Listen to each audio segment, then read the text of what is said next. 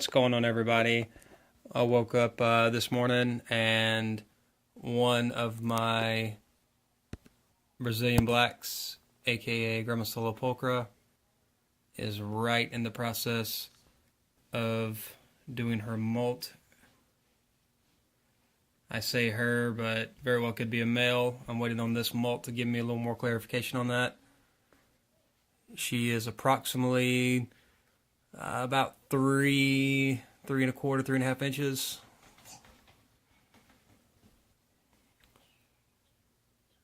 She'll be coming back a little bit bigger, a little bit better. She's going to have this dark jet black color. And I keep saying she because I'm hoping this is actually one of 5, the last of the 5 to do their molt. And so far, per the molts, I have 2 confirmed males and 2 confirmed females. Waiting on this little tiebreaker right here to tell us what it is. And we're crossing fingers on female. But there's the other 5 over there, or other 4, excuse me. Recuperating from their molts. Biggest specimen is roughly 3.75 inches.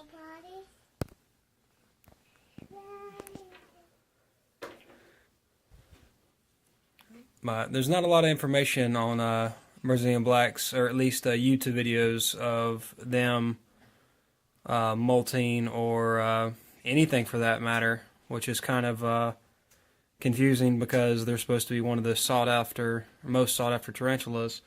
I will say this, they are some of the slowest growing species I have ever seen or dealt with. But they are well worth the wait. This one, you can see that, laid a very nice silt bed down.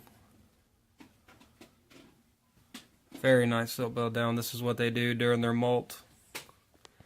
And usually they would burrow, as the other 4 did, and conceal themselves during their molt. But this one laid out here nice and pretty for everybody to check it out. So it's the first video that I've ever done on this, on anything for that matter.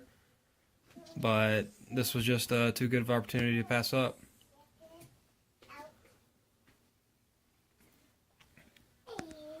But I will do my best to send a video of the finished product because I'm not going to sit here the entire time she's going through her molt. They take quite a while to get out of their exoskeleton. Quite a while indeed. So I will upload a video of the finished product and let everybody check them out. I tend to do a lot more videos with the Brazilian blacks. As I mentioned before, there's not that many videos on YouTube of them as far as temperament goes and behavior. I have 5 species or 5 specimens, so I have a pretty good assortment of mixture of temperaments, to say the least. I've got some that are skittish, and they're getting better as they get older.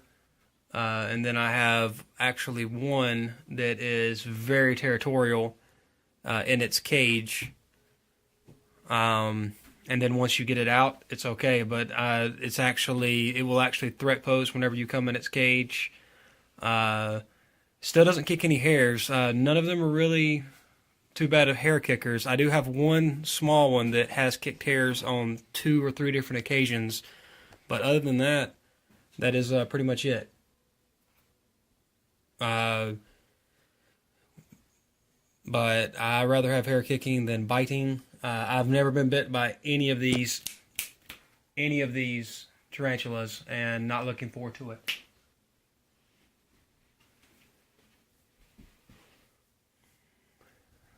But so yeah.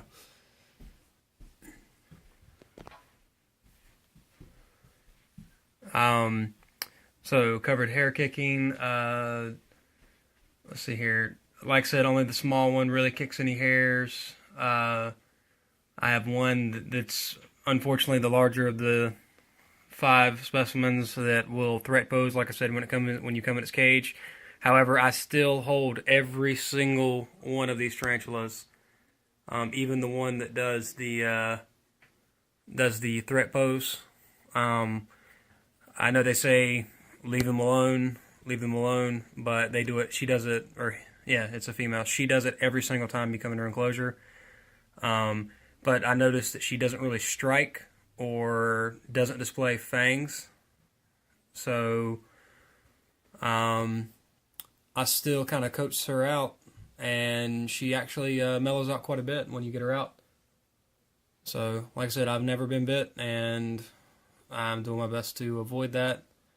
At the same time, though, I mean, Brazilian blacks are supposed to be some of the most sought-after tarantulas on the markets because of their willingness not to bite and their lack of hair kicking. But stay tuned for the finished Brazilian black product.